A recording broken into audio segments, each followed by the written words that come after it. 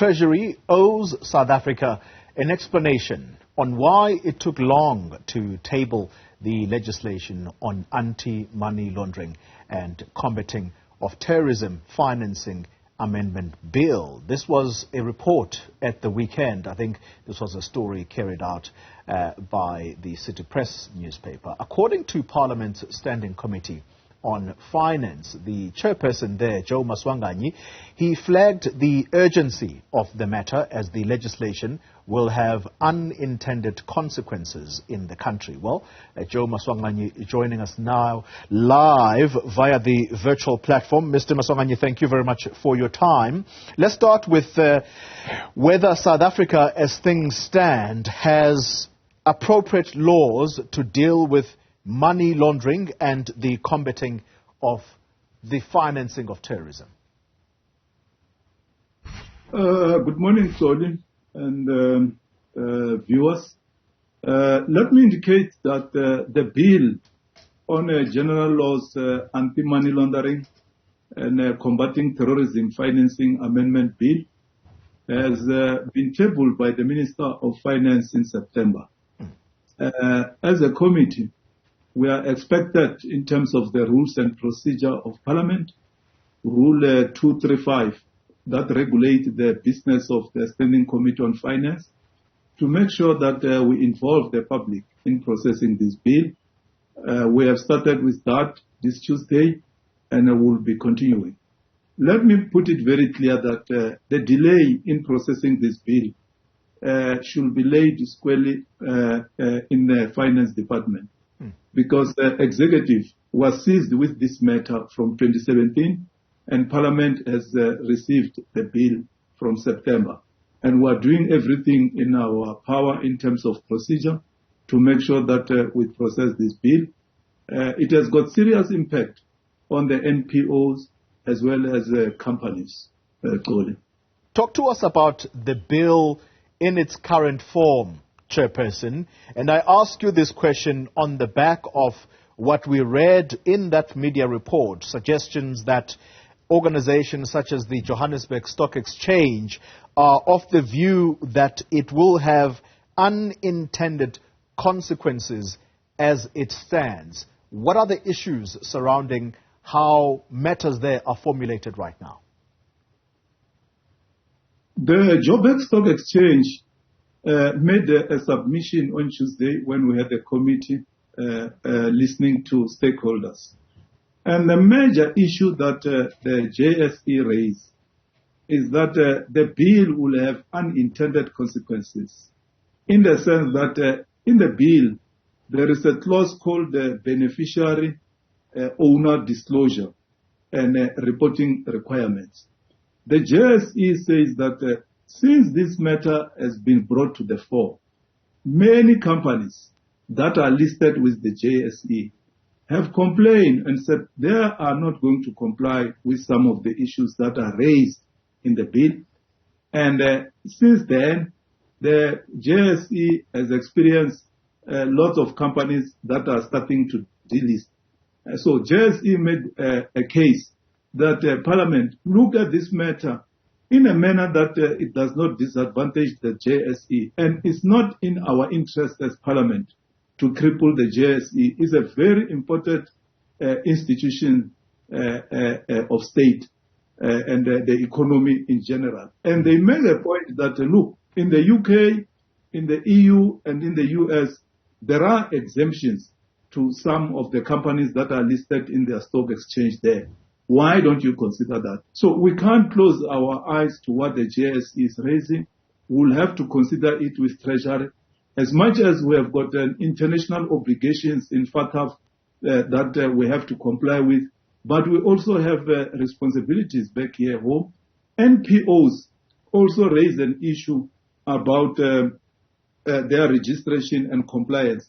They say we don't have problem with registration and compliance, but in the manner the regulations are crafted, it is going to be very difficult on top of SARS, CIPC, Master of the High Court compliance, that there are these new regulations that you are bringing. So we have extended the time frame for deadline, the deadline for public submissions. to the 25th of October, where we will be considering the issues that are raised by the public. I'm going to ask you in a moment, sir, about what the defense from Treasury has been. You've said earlier that the blame should be laid squarely at their door for taking this bill to Parliament so late in the day. But let's touch on that very extension you're talking about of public consultations. Are you aware of the deadline that Treasury has to make representations to the Financial Action Task Force? And if the public consultation process is to be conducted, that extension you've just spoken about, is Treasury likely to miss the deadline then to make their representations? Treasury will have to make a case to the Financial Action Task Force, which is called FATF. Why are they late?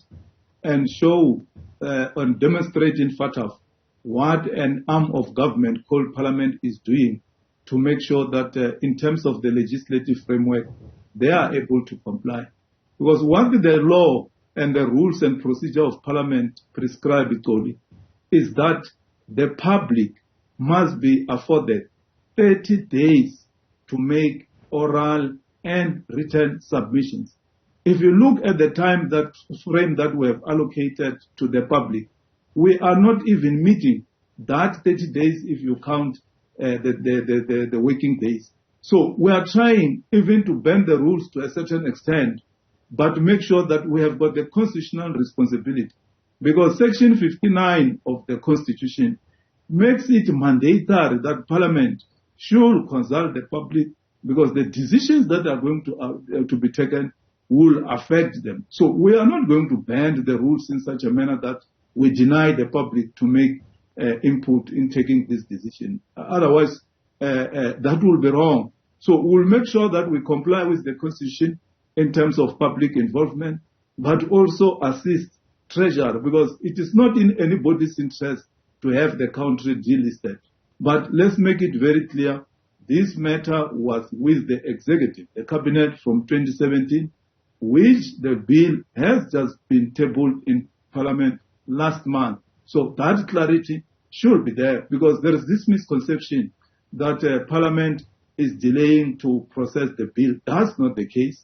We are taking the matter back to the public. They will come back on the 25th. On the 1st of November, we are going to process the bill clause by clause, adopt the committee, then submit the report to the National Assembly for final adoption. What has been the defense from National Treasury, Mr. Maswanganyi, about why they were late? Let me not speak for them. Probably, Xoli, what we should do, get the minister here or the DG to come to this platform and tell the public why did they take so late to table the bill in Parliament. Otherwise, if I speak for them, I will be interfering in their executive function. What we do, we monitor, we play oversight on them, and then we process what they table to us. But what we are clearing is that we got the bill last month, and we are doing everything in our power. Remember, on top of this bill, that's why it's called the General Laws Amendment Bill.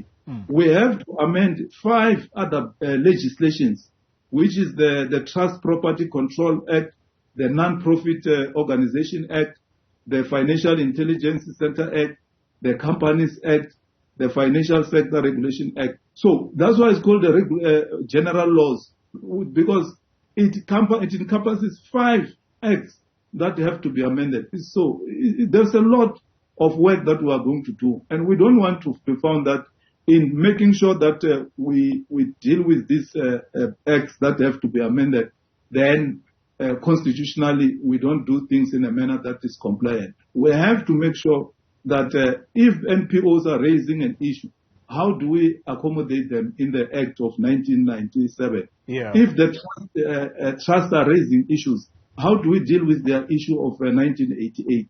And for instance, the JSE is raising the issue of the Companies Act of 2008. I think it's an amendment act. And we have to attend to that. We can't close our eyes when such an important, crucial financial institution is raising such a big matter. Final question to you, sir.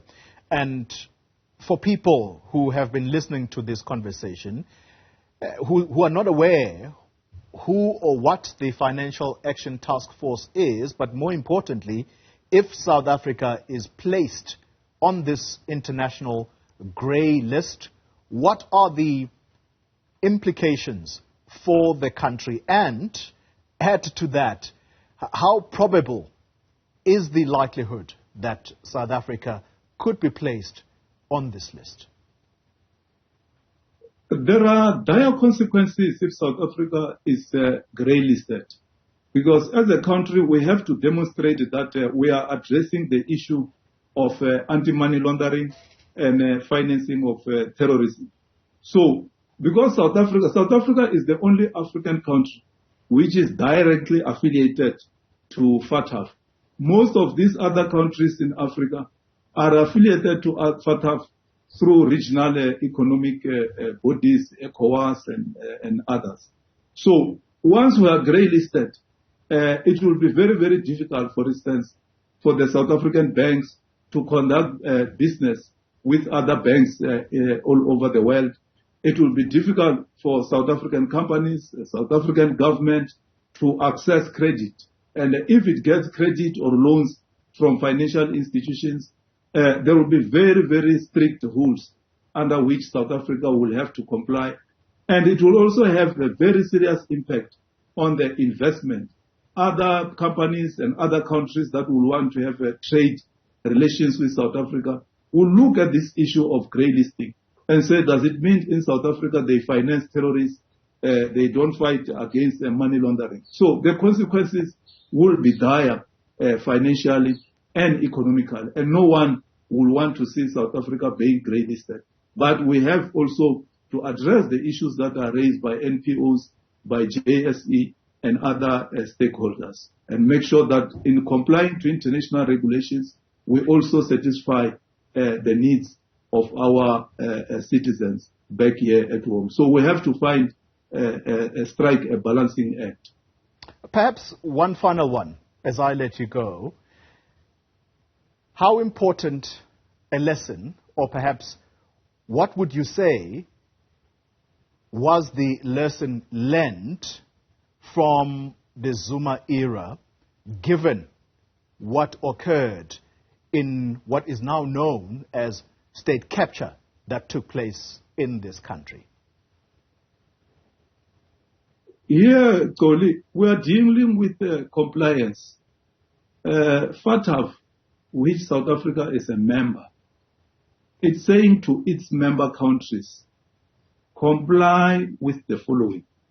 Make sure that in your act, you close all the loopholes and make sure that there's no NPO which is established or registered in your country and is used as a conduit for money laundering and for financing terrorism. So that's what it is all about. So what we have to do is to make sure that we tighten our legislation, that South Africa is not a conduit for conducting money laundering and terrorism. So that's what we have to do. This is a legislative matter that we have to attend to. So no particular lessons from the Zuma era, given the kind of money laundering that took place at that time? I don't know of whose era and whose not era, because the ANC has been in government from 1994, the first administration by President Mandela, President Mbeki, President Mkante, President Zuma, and now President Ramaphosa. All these have been serving as deployees of the ANC. So it will be wrong for me as a deployee of the ANC in Parliament to begin to single out one president and critique that president, whereas I'm the member of that political party and that administration. My responsibility as the chairperson of finance, I'm regulated by Rule 230 of the Rules and Procedure of Parliament to make sure that I do things by the book with my colleagues in Parliament, and that's what we are exactly doing now when it comes to compliance with FATF issues. I think those issues that you are raising now can be best attended to by the Secretary General of the ANC, because it has to do with ANC matters. And in this platform now, I'm speaking as a chairperson of a parliamentary committee. So, and we'll do our work to the best degree and performance as we have been delegated by the public. We will not let the public down, but Treasury should learn a lesson that it should not table business very late in Parliament, because now we are faced with a very critical issue that can disadvantage the country. But we will work very hard with Treasury and other parliamentary committees to make sure that we are not grey listed as a country, because it's a matter of national interest. Chairperson of Parliament's Standing Committee on Finance, Joe Maswanganyi, let me thank you very much for your time, sir.